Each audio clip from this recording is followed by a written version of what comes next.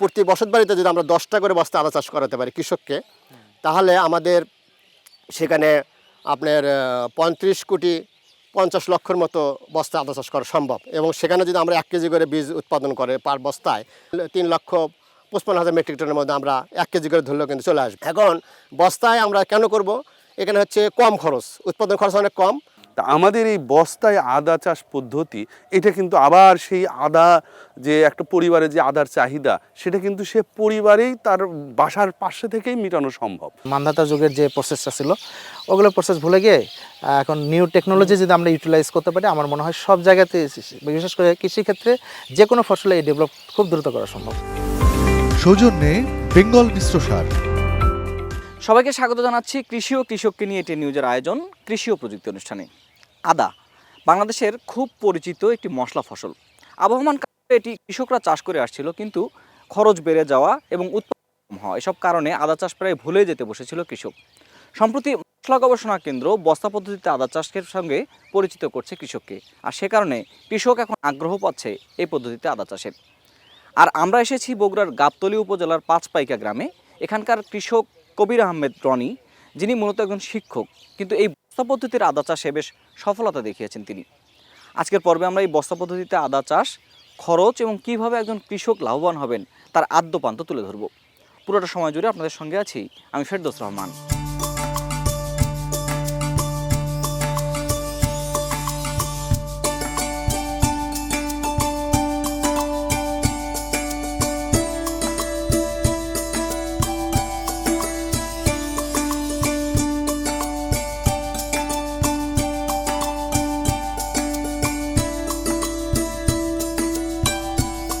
বাংলাদেশে অতি পরিচিত একটি মশলা ফসল আদা। আদা এই অঞ্চলের প্রথম মশলা ফসলগুলোর মধ্যে একটি, যা এশিয়া থেকে ইউরোপে রপ্তানি করা হয়েছিল। প্রাচীন গ্রিস এবং রোমানরা আদার ব্যবহার করত। শরীরে রোগ নিরাময়ের জন্য আদা বেশ কার্যকর। আদা রয়েছে potassium, iron, magnesium, calcium, phosphorus, sodium, zinc, manganese, vitamin A, বি6, ই ও সি। এছাড়াও আদায় রয়েছে অ্যান্টিব্যাকটেরিয়াল এজেন্ট ও অ্যান্টি ইনফ্লামেটরি এজেন্ট। এ কারণে সব বয়সী মানুষ আদা খেতে পারেন। বিশেষ করে শিশুদের জন্য আদা মধু জল সুস্থ দেহ ও সতেজ মনের জন্য বেশ কার্যকর। বাঙালি রান্নার অন্যতম এই মশলাটি একসময় বসতবাড়ির আশপাশে 1 বা 2 খণ্ড জমিতে চাষ করে পারিবারিক চাহিদা পূরণ করা হতো। তবে কালের বিবর্তনে বাণিজ্যিক চাষের প্রসার এবং আদার নানা রোগবালাইয়ের জন্য আদা চাষ প্রায় ছেড়েই দিয়েছিল কৃষক। সম্প্রতি নতুন করে এই আদাকে ফিরিয়ে নিয়ে এসেছে বস্তা পদ্ধতির আদা চাষ। চাষযোগ্য পতিত জমি বা বসতবাড়ির আশেপাশে ফলবাগান বা বিল্ডিংয়ের ছাদে বস্তা পদ্ধতিতে আদা চাষ করে উৎপাদন বাড়ানোর মাধ্যমে আমদানি ব্যয় কমানো সম্ভব। এ পদ্ধতিতে আদা চাষ করলে কন্দ পচা রোগ হয় না। যদি রোগ দেখা যায় তখন গাছসহ বস্তা সরিয়ে ফেলা যায়, ফলে কন্দপচা রোগ ছড়িয়ে পড়ার আশঙ্কা থাকে না। এ পদ্ধতিতে উৎপাদন খরচও তুলনামূলক কম। এসব কারণেই সারা দেশে জনপ্রিয় হচ্ছে বস্তায় আদা চাষ পদ্ধতি। বগুড়ার গাবতলী উপজেলার কৃষক কবির আহমেদ রনি বস্তায় আদা চাষ করে সফলতা পেয়েছেন। গত কয়েক বছর যাবৎ বড় পরিসরে তার এই চাষাবাস আরও বাড়াচ্ছেন তিনি। কৃষক কবির আহমেদের এই সফলতা উৎসাহিত করছে অন্য কৃষকদেরও। পতিত বা ছায়াযুক্ত জমিগুলো ফিরে আসছে চাষবাসে। জমিতে আদা চাষ করে প্রতি বছর লাভবান হচ্ছেন কৃষকরা। শুধু তাই নয়, আদার সঙ্গে অন্য ফসলও চাষ করছেন তারা। বস্তায় আদা চাষের যে প্রযুক্তিটি, এটা আসলে মশলা গবেষণা কেন্দ্র থেকে 2015 সালে এটা আমরা অবমুক্ত করেছি। তো আমরাও এখন প্রতিনিয়ত এখানে গবেষণা কার্যক্রম পরিচালিত আমরা করছি, যাতে এটাকে আরও ডিফাইন করা যায়। তো বর্তমানে আমাদের আসলে এই ব্যাপারে সরকারি সহায়তার প্রয়োজন। আমরা মনে করি আমরা যদি কোনো প্রকল্প বা কোনো কর্মসূচির আকারে এই কাজটা আমরা করতে পারি, তো এটা আরও আমরা কৃষকের কাছে আরও সহজভাবে উপস্থাপনের জন্য, কম খরচে আরও ব্যাপকভাবে প্রসারের জন্য আমরা টেকনোলজিটা আরও রিফাইন করতে পারবো আর কি। সে ব্যাপারে আমাদের কাজকর্ম বর্তমানেও চলমান আছে। আমাদের যে বিজ্ঞানী যারা বস্তায় আদা চাষের কাজ করেন, তারা ব্যাপকভাবে গবেষণা কার্যক্রম পরিচালিত করছেন। এটাকে আরও বেগবান করার জন্য আমাদের সরকারি সহায়তার প্রয়োজন।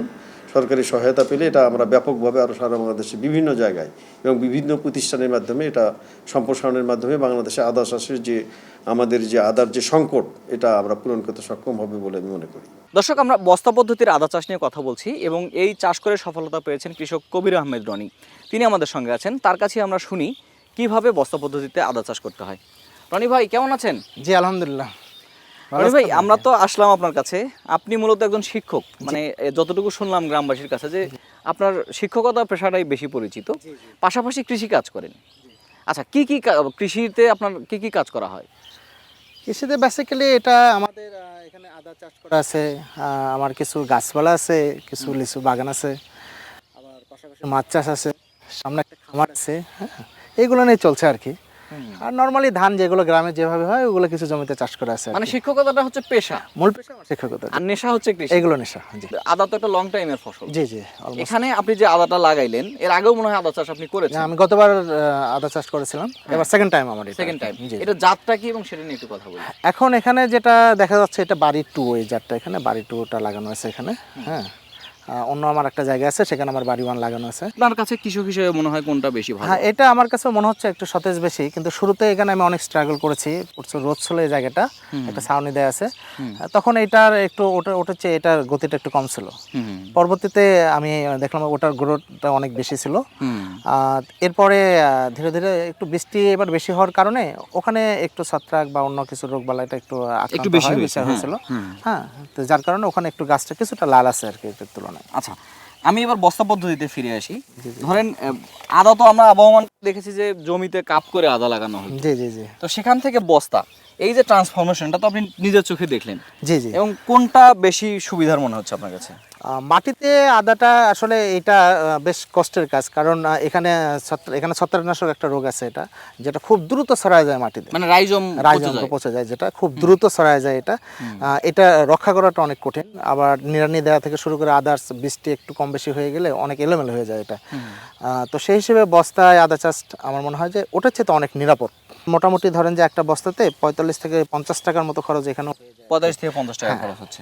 আচ্ছা, কিন্তু সুবিধাটা কোথায় এখানে? এখানে নিরাপদ, অনেকটা নিরাপদ মাটির তুলনায়। হ্যাঁ, আপনার ফসল যদি তুলতেই না পারেন, মানে শেষের দিকে এসে প্রচন্ড মানে রাইজম বা যে কন্ট্রোপসের যে রোগটা হয়ে যায়, এটা এত বেশি হয়ে যায় যে আদা আপনার ম্যাচিউর হওয়ার আগেই উঠাতে হয় আমাদের। ম্যাচিউর হওয়ার আগে উঠাতে হয়। সেখানে বস্তায় এই সমস্যাটা হয় না। আর যদি 2-1টা বস্তা কখনো এরকম সমস্যা হয়ে যায়, বস্তাটা আমরা খুব সহজে আলাদা করতে পারি, আলাদা করে ওটা ট্রিটমেন্ট করে হয়তো আবারও নিয়ে আসতে পারি। কিন্তু মাটিতে এটা সম্ভব হয় না। কারণ আমরা যে এই বস্তাটার কথা যদি ধরি, জি জি জি, এই বস্তাটাতে কতখানি হতে পারে মানে নরমালি? এখন নরমালি এইটা অনেকে বলা হতো 1 কেজি বা তারও বেশি, তা আমার কাছে আসলে 700-750 গ্রাম এরকম হলে আমি আলহামদুলিল্লাহ, হ্যাঁ এরকম হবে আশা করছি এটা মিনিমাম আর কি। কারো 1 কেজিও হয়ে গেছে।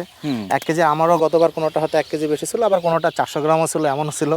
হ্যাঁ, এভারেজে একটা থাকে যে আপনার যদি 600 গ্রাম বা 650-700 গ্রাম আসে সমস্যা নয়, আপনার তাতে কোনো অসুবিধা হয় না। মানে খরচটা মোটামুটি উঠে আসবে, কারণ আপনার 600 গ্রাম আদা আপনি কোনোভাবে 100 টাকার নিচে তো বিক্রি করতে পারবেন না। মানে একটা করে বস্তা যদি গড়ে 100 টাকা আসে, আপনার 45 থেকে 50 টাকা খরচ হতে পারে। জি। আচ্ছা, তার মানে 50% লাভ হচ্ছে এখানে আশা করা যায়। মানে 100 টাকা ইনভেস্ট করলে আপনি 200 টাকা বিক্রি করতে পারবেন, সেই হিসাব করলে 100% আপনার 100%। হ্যাঁ, একটা সময় যে জমিতে লাগাইতো, এখন কৃষকরা বস্তাতে। এটা কি চাষ বাড়ছে কিনা আপনি তো খবর রাখেন? এটা বাড়ছে, যেমন আমার গ্রামে এটা তো ছিল না, একেবারে ছিল না। আমি গত বছর এটা করার পর আমার থেকে প্রায় 10-12 জন আদা নিয়ে গেছে এরকম। তাদের বাড়িতে যার যতটুকু প্রয়োজন, কেউ 40 বস্তা, কেউ 50 বস্তা, কেউ 100 বস্তা, 2-1 জন 500 বা 1000, কেউ ওয়ান টেস্টে হয়তো 1-1.5 করেছে এরকম। অনেক ভালো থাকবেন, আমরা ভালো লাগলো আপনার সঙ্গে। আমরা চাবো যে এই যে বস্তা পদ্ধতির আদা চাষ বাংলাদেশে আপনাদের মতো লোকদের দিয়ে আরও বেশি পরিচিতি পাক। ধন্যবাদ আপনাকে। আমি হচ্ছে আমাদের দেশের শিক্ষিত ছেলেপেলে যদি এইগুলোতে আমাদের আসতে পারে, তাহলে আমার মনে হয় এগুলো আরও দ্রুত ডেভেলপ করা সম্ভব। ওই মান্ধাতা যুগের যে প্রসেসটা ছিল ওগুলো প্রসেস ভুলে গিয়ে এখন নিউ টেকনোলজি যদি আমরা ইউটিলাইজ করতে পারি, আমার মনে হয় সব জায়গাতে, বিশেষ করে কৃষিক্ষেত্রে যে কোনো ফসলে এই ডেভেলপ খুব দ্রুত করা সম্ভব। অনেক ধন্যবাদ। জি, ধন্যবাদ আপনাকে। দর্শক, আমরা কথা বললাম কবির আহমেদ রনি, মূলত একজন শিক্ষক, শিক্ষকতা পেশা, কিন্তু চাষাবাদ তার নেশা, এবং তিনি বস্তায় আদা চাষ করে বেশ লাভবান হয়েছেন। এবং তিনি বলছেন যে প্রচলিত পদ্ধতিতে আদাগুলো হচ্ছে, সেখান থেকে পদ্ধতিতে একদিকে খরচ কম, তারপরে তার রোগবালাই হওয়ার সম্ভাবনা কম, এবং সেই সঙ্গে প্রাকৃতিক দুর্যোগের থেকে যে ফসলের ক্ষতি সেটাও কিছুটা রক্ষা হয়। তো আমরা ছোট্ট একটা বিরতি নিচ্ছি, বিরতির পরে আমরা এই যে বস্তা আদা চাষ পদ্ধতি যারা পরিচিত করছেন, যারা গবেষণায় কাজ করছেন এবং প্রতিনিয়ত এটাকে আরও এগিয়ে নিয়ে যাচ্ছেন, তাদের কথা তুলে ধরবো। সৌজন্যে বেঙ্গল মিশ্র সার। দর্শক, বিরতির পর আবারও সবাইকে স্বাগত জানাচ্ছি কৃষি ও প্রযুক্তি অনুষ্ঠানে। আমরা কথা বলছিলাম বস্তা পদ্ধতির আদা চাষ নিয়ে। এ পর্বে আমরা বস্তা পদ্ধতির আদা চাষ বাংলাদেশে যারা পরিচিত করছেন, অর্থাৎ এই চাষটা যারা নিয়ে এসেছেন, তেমন একজন বিজ্ঞানীর সাথে কথা বলবো। আমরা কথা বলবো ডক্টর আশিকুল ইসলাম নিরু। তিনি এই বস্তা পদ্ধতির আদা চাষকে পরিচিত করেছেন। নিরু ভাই আমাদের সঙ্গে আছেন। নিরু ভাই, কেমন আছেন আপনি? আছি আলহামদুলিল্লাহ, আপনি ভালো আছেন? জি ভাই, ভালো আছি। নিরু ভাই, এই যে বস্তা পদ্ধতির আদা চাষ আর এই যে প্রচলিত আদা চাষ আসার মানে এই যে ট্রান্সফর্মটা আপনারা করলেন, পেছনের গল্পটা কি? অর্থাৎ কেন মনে হলো যে বস্তায় আসা, বা এটা আসলোই বা কীভাবে, বস্তা পদ্ধতির শুরুটা কীভাবে হলো আপনার? তো আমাদের দেশে মাত্র 17,000 হেক্টর জমিতে আদা চাষ হয়। এখানে 2 লক্ষ মেট্রিক টন উৎপাদন হয়। চাহিদা আমাদের 4,80,000 মেট্রিক টন। এই যে গ্যাপটা রয়েছে, বিশাল বড় এর বিশাল একটা গ্যাপ। তো শুধুমাত্র জমিতে করে আমরা কিন্তু এই গ্যাপটা পূরণ করা সম্ভব না, কারণ সব জায়গায় কিন্তু আদা চাষ হয় না। আর আদা যেহেতু দীর্ঘমেয়াদী ফসল, এটা কৃষক কিন্তু করতেও চায় না। তো আমরা যেটা বললাম যে আমাদের দেশে বসত বাড়িতে প্রায় 3.5 কোটি বসত বাড়ি রয়েছে। তো প্রতি বসত বাড়িতে যদি আমরা 10টা করে বস্তা আদা চাষ করাতে পারি কৃষককে, তাহলে আমাদের সেখানে আপনার 35,50 লক্ষের মতো বস্তা আদা চাষ করা সম্ভব। এবং সেখানে যদি আমরা 1 কেজি করে বীজ উৎপাদন করে পার বস্তায় 3,55,000 মেট্রিক টনের মধ্যে আমরা 1 কেজি করে ধরলেও কিন্তু চলে আসবে। এখন বস্তায় আমরা কেন করব? এখানে হচ্ছে কম খরচ, উৎপাদন খরচ অনেক কম, বিভিন্ন ধরনের বস্তা ব্যবহার করতে পারে। সিমেন্টের বস্তা সবচেয়ে ভালো, কম খরচে, এটা 4 টাকা 5 টাকা একটা বস্তায় লাগে। কিন্তু এখানে আছে আপনি যদি সিমেন্টের বস্তার সমস্যা হচ্ছে এটা এরিয়া কম, আপনার একটা ডায়ামিটার একটু যদি বেশি হয়, সেক্ষেত্রে আমরা যদি ত্রিফল দিয়ে ব্যাগ বানাই, এই ব্যাগটা একটা ব্যাগ হয়তো 60 থেকে 70 টাকা খরচ হতে পারে। কিন্তু ওটা আপনি যদি করেন তাহলে এরিয়া বেড়ে যাবে, এরিয়া যখন বেড়ে যাবে তখন ইল্ড বেড়ে যাবে। এখন এটা যদি 1 কেজি হয়, ওখানে 1.5 কেজি বা 2 কেজি হবে। মানে আপনি যত বস্তার এরিয়াটা বাড়াতে হবে, এটা একটা টেকনিক্যাল একটা ব্যাপার আছে। এই যে বস্তায় যে মিশ্রণ তৈরি করা, এটা গুরুত্বপূর্ণ ব্যাপার। এই মিশ্রণ যদি ঠিকমতো আপনি করতে পারেন, তাহলে কিন্তু প্রোডাকশন কস্ট অনেক কমে যাবে এবং ইল্ড আপনার হচ্ছে উৎপাদন বেড়ে যাবে। আচ্ছা, সেই মিশ্রণটাই আসলে মানে একদম কৃষক বুঝবে মানে কি কি দিবে, এটা একটু যদি আপনি বলেন। আচ্ছা, পুরো বস্তা ভরানোর দরকার নেই, অর্ধেক বস্তা হবে। আচ্ছা, সম্পূর্ণ মিশ্রণ নেই। এই মিশ্রণের মধ্যে কি থাকবে? আপনার মাটি থাকবে 10 বিলে 10 থেকে 12 কেজি। এর সঙ্গে আপনি একটু বালু দিলে ভালো, না দিলেও সমস্যা নেই। এরপরে এর সঙ্গে গোবর দিতে হবে 5 কেজি থেকে 6 কেজি। আর শুকনো গোবর, কাঁচা গোবর দেওয়া যাবে না। এরপরে আপনার এখানে গোবরের সঙ্গে দেওয়ার পরে এরপরে হচ্ছে tricho compost 2 KG, vermi compost 2 KG এবং কোকোফিট বা কোকো ডাস্ট, এটার দাম একটু বেশি। এটা দিলে সুবিধা আছে অনেকগুলো। মাটিকে আলগা রাখবে এবং ছাই হচ্ছে 1 থেকে 2 কেজি। এটা দিলে পুরো মিশ্রণটা মাটিটা আলগা থাকবে। মাটি যত আলগা থাকবে, লুজ থাকবে, তত এই রাইজমগুলো আপনার স্প্রেড হতে পারবে, বড় হবে এবং ফলন বেড়ে যাবে। এটা এর সঙ্গে রাসায়নিক যে সার, যে আমরা মাটি শোধনের কথা বলছিলাম, যে মাটি শোধনের করার জন্য বিভিন্ন ধরনের দানাদার ওষুধ বাজারে পাওয়া যায়, 1 থেকে 2 গ্রাম পার বস্তার জন্য দিতে হবে। আর হচ্ছে আপনার রাসায়নিক সারের মধ্যে ইউরিয়া হচ্ছে 24 গ্রাম, টিএসপি হচ্ছে আপনার 25 গ্রাম, এমওপি হচ্ছে 20 গ্রাম, আর জিঙ্ক হচ্ছে 5 গ্রাম, বোরন 5 গ্রাম, জিপসাম 7 গ্রাম। এবং এই সম্পূর্ণ মিশ্রণগুলো দিয়ে মাটিকে আপনাকে ইয়ে করে নিতে হবে। এটা মিশ্রণ তৈরি করে পলিথিনটা ঢেকে রাখলে এর মধ্যে একটা গরম আবহাওয়ার সিস্টেম, এখানে যে সমস্ত অণুজীব ক্ষতিকর জীবাণু থাকে সেগুলো ধ্বংস হবে গরমে। এটা যেহেতু এটা উঁচু জমি লাগবে, যেখানেই বলেন জমিকে আপনাকে 1.5 মিটার থেকে 2 মিটার একটা চওড়া বেড করে নিয়ে, বেডের মাঝখানে 50 থেকে 60 সেন্টিমিটার ড্রেন রেখে ড্রেনে মাটিগুলো বেডের উপরে উঠতে দিয়ে বেডকে উঁচু করে নিতে হবে, যে বৃষ্টি হলে যেন বেডের মধ্যে পানি জমে না থাকে। এরপরে বস্তাগুলো স্থাপন করতে হবে। এটা ডবল রো, সিঙ্গল রো, 2 ভাবে করা যায়। ডবল রো বলতে এই যে আমরা 1 মিটার বা 1.5 মিটার বা 2 মিটার যে বেডই নেই, এখানে আপনার পাশাপাশি এক পাশে 2টা বস্তা রাখবো, এর পাশে 50 সেন্টিমিটার ফাঁকা রেখে আবার 2টা বস্তা পাশাপাশি। এই যে এখানে যদি আপনি একটু প্র্যাকটিক্যালি দেখাইতেন, এই যে এখন এই যে 2টার ব্যাগ আছে এখানে, এই 2টা ব্যাগের দূরত্ব কি ঠিক আছে বলে? না, এখানে আরো একটু গ্যাপ দিলে ভালো হতো। এখানে কিন্তু অনেক ঘন হয়ে গেছে। এখানে দেখেন আমরা যে ডবল রে বলতেছি, ডবল রে কিন্তু এটা এই 2টা পাশাপাশি হোক, সমস্যা নেই, এখানে মাঝখানে গ্যাপ থাকতে হবে।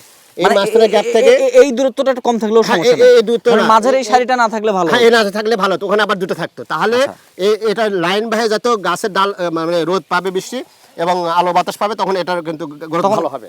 অনেক বেশি যেগুলো গাছের ছায়া, সেখানে কিন্তু এটা ভালো হবে না। গাছের গ্রোথ ভালো, আলো থাকতে হবে, আলো মানে সূর্যের সানলাইট পাইতে হবে। 20 থেকে 30% ছায়া হলে এটা ভালো। যেহেতু দীর্ঘমেয়াদী ফসল, এখানে ছায়ার জন্য অল্প করে সবজি, যেমন লাউ, যেগুলো লতানো সবজি, লাউ, ঝিঙ্গা, সিম, পটল, কাঁকরোল, এগুলো করতে পারবেন। শর্ত হচ্ছে ছায়া কম থাকতে হবে। 50 গ্রামের একটা বীজ হলে একটা বস্তার জন্য এনাফ। বা যদি ছোট দুটো লাগান 25 থেকে 30 গ্রাম করে দুটা বীজ হতে পারে।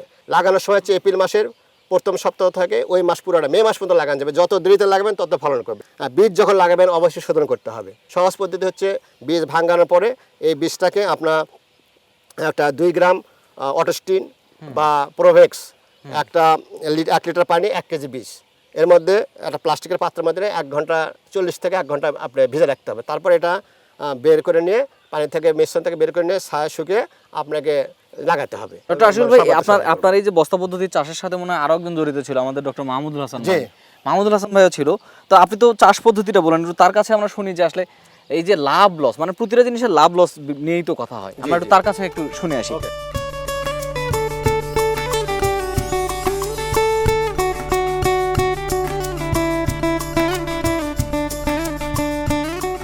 মাহমুদুল হাসান ভাই, কেমন আছেন আপনি?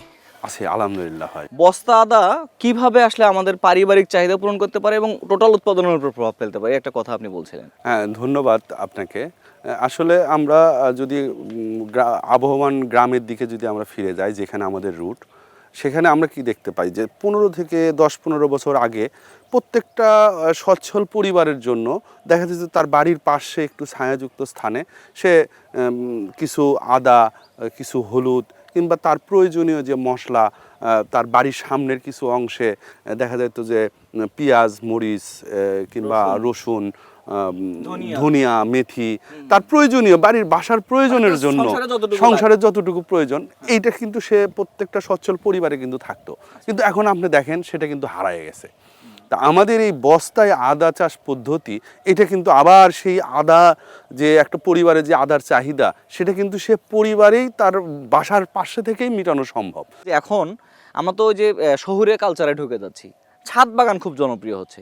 ছাদ বাগানের জন্য কত? হ্যাঁ, আসলে এটা আপনি যথার্থই বলেছেন যে আমরা পরিবার যেমন ছাদেও আমরা কিন্তু একটা দেখা যাচ্ছে একটা ছাদে 10টা-15টা পরিবার বসবাস করতেছে, সেখানেও কিন্তু যদি ছাদের চতুর্দিক দিয়ে যদি সে আদা বস্তা সেট করে দিয়ে সেখানে যদি আদা রোপণ করে, দেখা যায় যে ছাদ বাগানে ছোটোখাটো কিছু গাছগাছরা থাকে, সেই ছায়াটা যদি তাদেরকে গাছের নিচে হালকা ছায়াতে যদি এটা করতে পারে, তাহলে ছাদ বাগানেও এটা খুব ভালোভাবেই ফিট হবে বলে আমি আশা করছি। এটা শুধু গ্রামে না, শুধু গ্রামে না, শহরেও আমাদের সম্ভব এটা দিয়ে। আচ্ছা, এইটাকে আপনারা অদূর ভবিষ্যতে আরো কি পর্যায়ে দেখতে চাচ্ছেন? এই যে বস্তা আদা পদ্ধতিকে, আপনাদের তো যেহেতু বিজ্ঞানী, আপনারা প্রতিনিয়ত আপনারা গবেষণাই করছেন, তা আপনি নিজে আদার সঙ্গে জড়িত ছিলেন, নিরু ভাই ছিলেন, মানে নিরু ভাই তো প্রায় 25 বছর লেগে আছেন আদার সঙ্গে, আপনারও 2-3 বছর লেগে থাকার অভিজ্ঞতা আছে। এটাকে আপনি কি মনে করেন একজন বিজ্ঞানী হিসেবে, যে যা আছে এখানেই থাকা সম্ভব নাকি আরো উপরের পর্যায়ে নেওয়া সম্ভব? এবং আপনি আসলে এই বস্তা আদার ভবিষ্যৎ আপনি আপনার চোখে কি দেখছেন? আসলে গবেষণা একটা চলমান বিষয়। আমরা এখন বস্তায় আদা, আমরা একটা টেকনোলজি আমাদের উদ্ভাবিত হয়েছে, সেটা বাংলাদেশে সাড়া ফেলছে। এই সাড়া দিয়ে যদি আমরা জানেন যে দিন দিন কিন্তু আদার এরিয়া কমে যাচ্ছে বিভিন্ন ধরনের রোগ বালায় আক্রমণের কারণে। তা বস্তায় আদা চাষ কিন্তু সেটাকে পরিবর্তন নিয়ে এসেছে। তা যেহেতু চলমান, গবেষণা চলমান, এটাকে আরও যদি রিফাইন করে আরও অদূর ভবিষ্যতে সামনে হয়তো ভালো ভালো গবেষণা আসবে, যেটা কিনা আমরা আমাদের দেশের প্রয়োজন মিটায় যদি বাহিরে রপ্তানি করতে পারি, তাহলে আমাদের বৈদেশিক মুদ্রা অর্জন করা সম্ভব। থেমে থাকলে হবে না, নতুন টেকনোলজির দিকে আমাদের ধাবিত হইতে হবে। ডক্টর মাহমুদুল হাসান, আপনাকে অনেক ধন্যবাদ জানাচ্ছি আমাদেরকে সময় দেওয়ার। ধন্যবাদ আপনাকেও। দর্শক, আমরা কথা বললাম ডক্টর মাহমুদুল হাসান এবং বস্তা আদা চাষ পদ্ধতি। এই বস্তা আদা চাষ পদ্ধতিতে আমরা কৃষকের অভিজ্ঞতা, দুজন বিজ্ঞানীর অভিজ্ঞতা দেখালাম। তবে যেহেতু প্রযুক্তি থেমে থাকে না, এটার উত্তর উন্নতি করার জন্য এখনো পর্যন্ত এই বিজ্ঞানীরা কাজ করে যাচ্ছেন। এবং এই বস্তা আদা চাষ পদ্ধতি বাংলাদেশে আসার ফলে আদা নতুন করে ঘুরে দাঁড়াতে শুরু করেছে।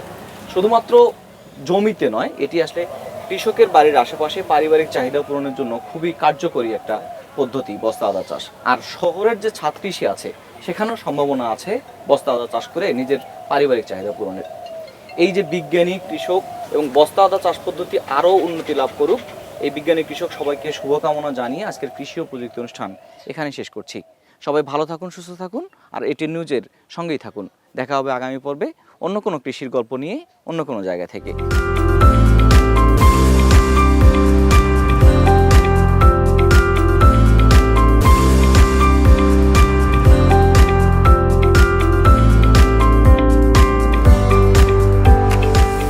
সৌজন্যে বেঙ্গল মিশ্র সার।